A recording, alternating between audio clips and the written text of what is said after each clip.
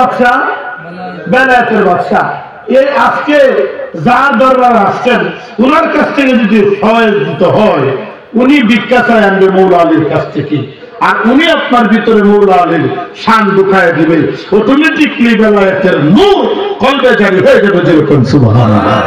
কারণ নবীজি বলেছেন আনা মাদিনাতুল ইলমি আলিয়ুম বাবুহা, আমি নবী হলাম ইলমের শহর আর সেই শহরের দরজা হচ্ছে মৌলা আলী মুশকিল কুশা, মৌলা আলী মুশকিল কুশা, মৌলা আলী মুশকিল কুশা।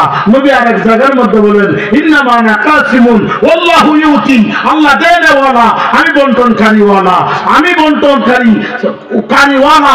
আল্লাহ মুরিদের মাধ্যমে কেউ যদি সম্পদ চা সম্পদ দিয়া দেয়, কেউ যদি ইলম চা ইলম দিয়া দেয়। সম্পদওয়ালা এক ব্যক্তি আর ইলমের মালিক আরেক ব্যক্তি, আর ইলমের ব্যক্তির নাম হলো মৌলা আলী মুশকিল কুশা। জিরো জিরো কোন সুবহানাল্লাহ।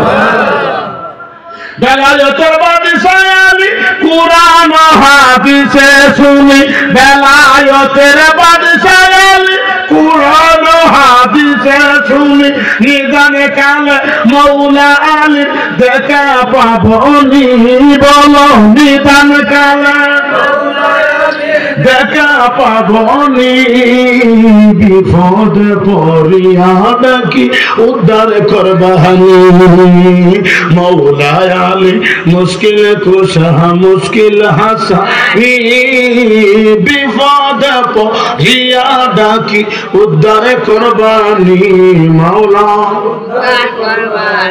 আমার কান বান্দা তুমি গুরুত্ববান গেছে পরি, আমার কান বান্দা তুমি গুরুত্ববান গেছে পরি, তুমি এসে মৌলা আলী তুলে দিবানি, বলো তুমি এসে মৌলা আলী তুলে দিবানি, বিপদে পড়িয়া দেখি উদ্ধার করবানি, মৌলা আলী মুশকিল কুশা মুশকিল হাসা, বিপদে পড়িয়া দেখি উদ্ধার করবানি, মৌলা